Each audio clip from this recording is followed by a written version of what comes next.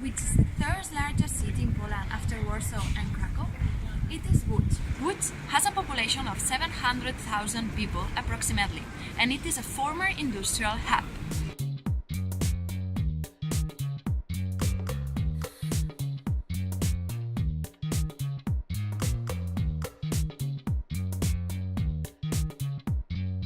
Łódź has had many important episodes in its history, and we can observe them in its urban context. From my experience, when I arrived here, I was surprised because Łódź is not exactly a beautiful city, but it has many green spaces that makes the city more spacious and alive. Moreover, in every corner, we can observe the wall painted with graffitis made by artists from around the world. These graffitis gives color and social messages to the citizens. For that reason, I wanted to focus on how art and nature help to change the image of the city and how important are green spaces for Łódź. That's why the question of my research is how an industrial city as Łódź has developed its urbanism through art and nature after the Second World War. The objectives of my project are related with analyzing the urban context in comparison with the industrial period, pointing the consequences of the Second World War in the cityscape, discovering the current needs of the city, and the most important, which are the roles of art and nature in the development of the urban context of Łódź. I carried on the project using different methodologies like documentation, collecting official information, analyzing the urban context through observations and maps, analyzing the research done related with the topic, interviewing professionals, surveying citizens, and collecting pictures. I will not imagine this project without a transversal point of view. For instance, the history of Łódź, sociology, geography, maths in order to understand statistics, science related with nature and pollution, art and communication are the main field of knowledge combined in this project. The creation of the industrial hub during 19th century started because of government invited German weavers and textile experts to settle in Łódź. It resulted with 677 factories associated with the textile industry and over 200 others dealing with chemicals, food production and metalwork. Industry was present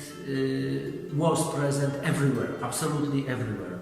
The city was created in 19th century in this way that somebody who had money or took any loan, any credit, they bought a piece of land in Łódź, built a factory, palace for himself, houses for workers, and some streets connected it with another part of the cities. In this way, we had factories even on Piotrkowska Street. In 1939, Nazis arrived to Łódź, and it became part of the Reich. In Łódź ghetto were transferred multitudes of Jews and Gypsies from different places. The Jews became workers of many factories created to collaborate with German economy. In 1942, inside of the ghetto were 100 fabrics. Next to the ghetto was added a train station. Behind me, there is a train station where Germans brought discriminated people in order to take them into concentration camps. Continuing with the history, Łódź had some solid years during the socialist era, and then suffered a decadent period after the fall of communism. I have conversed with an old woman that was working in a textile industry for 30 years. I asked her about old Łódź, and she told me it used to be a boring city, grey and really smoky, full of huge chimneys without filter, so they emitted black smoke. Luckily, now she can see that Łódź is a completely different city, full of color and with fresh air. The textile industry bankrupted very dramatically on 90s years when was transformation, this political and economical transformation in Poland, and the social situation was really terrible. The jobless was higher than 30%, and this kind of frustration. The city is richer and richer, it's better and better, but this kind of frustration still exists in a big number of citizens of Łódź. So how the city has changed after all these facts? During all these processes, Łódź has lost its multiculturalism. Before the Second World War, the region was inhabited by minorities, Jewish, German, Russian and Czech, which had a significant impact on the cultural landscape. Moreover, the war had other consequences in the landscape. I think we would have a thriving old town if it wasn't for that. Because the old town was not far from the Jewish quarter. It was a very vibrant place, and now almost no one visits it. People don't even know that Łódź has the old town as compared to Warsaw, for instance, or Krakow. But it does. It's just that no one has any idea what to do with it after the practical erasure of all the Jewish quarters from the map.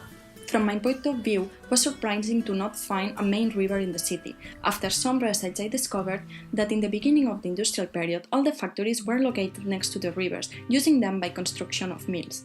The role of the river for the textile industry changed upon the invention of the steam engine. Thus, they became the sewerage system of the city. In consequence, they were polluted, and after the war, the rivers in the city center were partly enclosed in the subterranean canal. Now, this one is one of the main issues treated by the government and many environmental organizations. Here we can see one of the few rivers that are still visible on the city, because most of them are under the surface. Thus, all this information helped me to understand why Łódź has this decadent image and its huge contrast. Because what we can see today in many places in Łódź is another reality. From 15 years ago, Łódź is restoring and renovating industrial and bourgeois buildings and converting them in commercial and shopping areas. For instance, the main touristic claim in the city is Manufaktura, an old textile factory complex created by Israel Poznański, that has been converted into a shopping and entertainment center. Another example is of Piotrowska, a former factory of Francis Remick. It is now a complex of houses, studios, design boutiques, galleries, office, fashionable cafes, and restaurants. Industrial complexes with their thread fabric factories are nowadays the image of the renovated Łódź. All these changes started to appear in 2009, when the City Council decided to do a process of renovation in the urban area. These projects have the aim not only of attracting foreign investors and tourists, but also of maintaining the heritage and the memory of the city. For instance, was created the Survivors Park, a park that is dedicated to all the Jews that survived after the Second World War, and to the Polish families who helped Jews during that period. Every tree that is planted represents a survivor. Łódź is considered the city of the design because its textile industrial tradition and also the current design schools.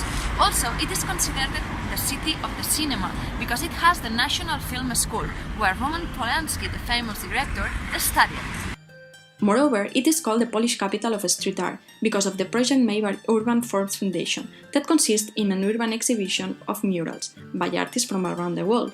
Every year is extended. The murals in Łódź has its origin in the communism era. The architecture of the city it's very characteristic because a lot of buildings they have back walls without any windows. So they used these walls for making advertisements of industry, of the factories as a producers. So it was rather really more decorative, or like at the time of communism, some kind of propaganda of success. But really the city when I was a child was rather grey because of the factories, of this smoke in the air. So these multicolored pictures on the walls make it more attractive. I have done an extended research about the importance of the green areas in Łódź. Łódź is a city founded in a big forest. The first park known appeared in the 19th century. Nowadays, Łódź has 35 parks located within the borders of the city and the largest urban forest in Europe. Green spaces take up approximately 13% of the area of Łódź. The main environmental benefits that parks do are two. The first is improving the air quality. Plants capture some of the gaseous pollutants and dust from the air, like carbon monoxide and carbon dioxide, ozone, sulfur dioxide, nitrogen dioxide, and dust pollution. Secondly, green areas filter and reduce water pollution. They capture and store rainwater, thereby relieving the urban sewer system and reducing the risk of flooding and local flooding. Moreover, parks have other important functions. For instance, they allow socialization and space for recreation, leisure time, and practicing sport. More and more, the urban policies are focused on restoring, maintaining, and extending green spaces in the city. Nevertheless, the law do not specify a concrete land for it, and private investors make pressure to use the land for other purpose. Regardless my effort, I could not achieve much participation in the interview and surveys from citizens from Łódź. Nevertheless, I have answers from 15 people and I can compare it with the research I have found. Both studies point the same results in different scale. In my interview and survey, I have asked about citizens' interest in relation with the industry, the art and the green spaces in the city. First of all, about the industrial period, everybody highlights it's important for the development of the city. Thus, according with the documentation done, I can say that citizens are proud of their legacy and they recognize it. Secondly, regarding art issues, just the 13% consume art usually, and mostly they consume cinema. It is important to notice that citizens answer that art is important because it increases the variety of the way we can spend free time, because Łódź appear in the medias, and because it's good to show people something pretty while we are fixing other ruins. Lastly, in relation with green spaces, interviews affirm that green spaces help to develop the positive image of the city, and 3 of the interviews noticed green spaces' environmental function. Nevertheless, all of them answered that they rarely go to the parks and they just walk through them. But they pointed some future improvements: renovating benches, making more comfortable paths for riders and walkers, police patrols at night, more outdoor gyms, and creating more social events. If we compare the answers of the citizens with the official policy aims, we can observe that there is still work to do in order to enhance people in the development plan of the city. Yet, doing this project I could feel that citizens from Łódź love the city and enjoy observing how it improves. For instance, in the survey, I have asked to describe Łódź in a tweet, and the answers were like these ones.